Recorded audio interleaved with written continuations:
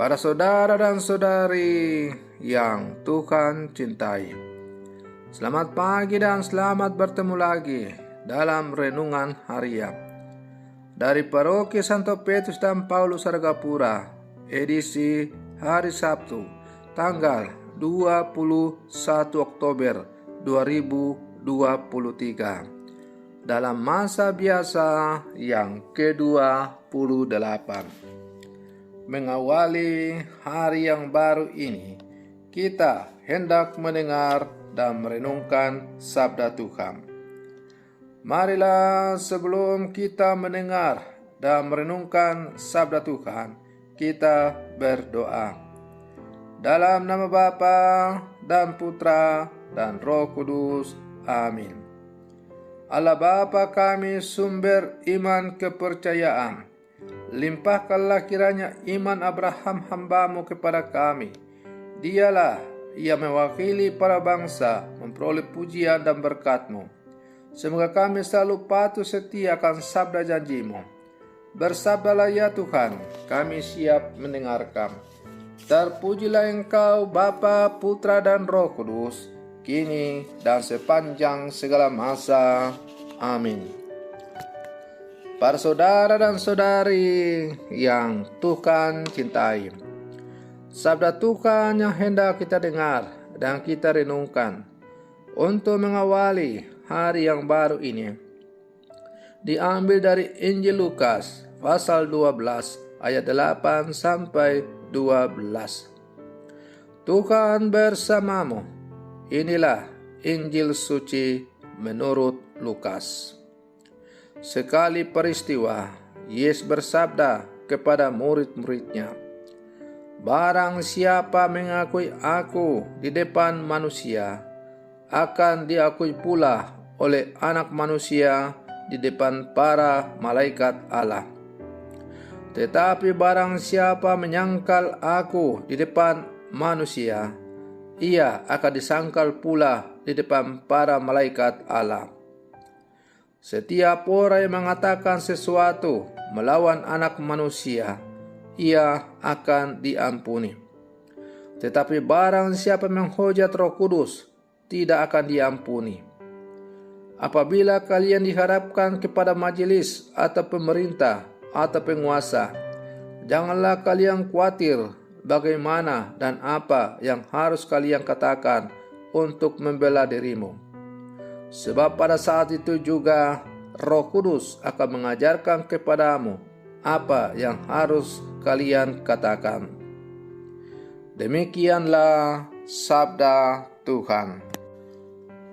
Para saudara dan saudari yang Tuhan cintai, mengaku Yesus di hadapan umum dalam keadaan yang menggembirakan maupun dalam keadaan sulit adalah sebuah konsekuensi menjadi seorang pengikut Kristus. Seringkali ada orang yang malu atau enggan membuat tanda salib di depan banyak orang karena alasan tertentu. Sabda Yesus mengajak kita semua untuk tidak jemu-jemu mengaku Yesus di hadapan umum, bukan agar dilihat orang, tetapi sebagai sikap orang beriman. Aku berkata kepadamu, setiap orang yang mengakui aku di depan manusia, Anak Manusia juga akan mengakui dia di depan malaikat-malaikat. Sabda Yesus ini menegaskan ketulusan dan kemurnian bersikap sebagai orang beriman dalam memberikan kesaksian tentang kebenaran nilai-nilai kerajaan Allah dalam tindakan kasih yang nyata. Para saudara dan saudari yang Tuhan cintai, Abraham sebagai bapa kaum beriman telah menunjukkan contoh yang baik bagaimana harusnya memberikan kesaksian di hadapan banyak orang karena memiliki sikap iman yang sejati. Karena itu, Rasul Paulus dalam suratnya kepada umat di Roma antara lain mengatakan, "Sebab sekalipun tidak ada dasar untuk berharap, namun Abraham berharap juga dan percaya bahwa ia akan menjadi bapa banyak bangsa menurut yang telah difirmankan. demikianlah banyaknya nanti keturunanmu. Karena iman Abraham yang kokoh, terjadilah seperti yang diimaninya. Para saudara dan saudari yang Tuhan cintai, iman adalah teman seperjalanan yang menemani perjalanan hidup kita sampai akhir. Demikian kata Paus Benediktus, iman kepada Kristus menyertai perjalanan kita sampai akhir yang menyelamatkan dan membahagiakan. Para saudara dan saudari yang Tuhan cintai, sebagai murid-murid Yesus yang hidup di zaman sekarang, kita diajak agar dalam seluruh kehidupan kita sungguh-sungguh memperlihatkan wajah iman kita sebagai orang-orang percaya. Sebagai murid-murid Yesus yang hidup zaman sekarang, janganlah pernah ragu dan bimbang untuk menunjukkan kepada sama iman kita sebagai orang-orang yang percaya kepada Kristus dalam tindakan yang konkret. Karena Yesus sendiri mengatakan, kalau hidup keagamaanmu sama saja dengan para pemungut cukai, orang-orang Farisi, lalu apa bedanya? Kalau hidup keagamaan kita sebagai orang Katolik sama saja dengan hidup keagamaan orang lain, lalu apa kelebihanmu? Apa kelebihan kita sehingga orang bisa mengatakan bahwa memang orang Katolik itu berbeda dengan yang lain? Salah satu cara untuk memperlihatkan bahwa kita orang Katolik yang berbeda dari yang lain adalah dengan sungguh-sungguh melaksanakan perintah-perintah Tuhan yang diajarkan kepada kita. Tak usahlah membayangkan yang hebat-hebat. Ambil saja contoh yang sekarang terjadi kasat mata depan kita sebentar lagi. Kita sekarang berada pada tahun politik, di mana banyak orang berbondong-bondong untuk melamar menjadi anggota DPR, menjadi anggota DPD, dan sebagainya. Maka orang-orang Katolik boleh saja untuk mendaftar menjadi calon anggota legislatif, dan itu memang hak.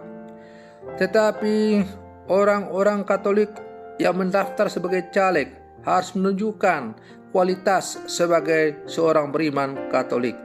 Antara lain, jangan main sogok, membeli suara, membagi-bagi bantuan supaya dipilih, menghalalkan segala macam cara supaya berhasil, dan sebagainya.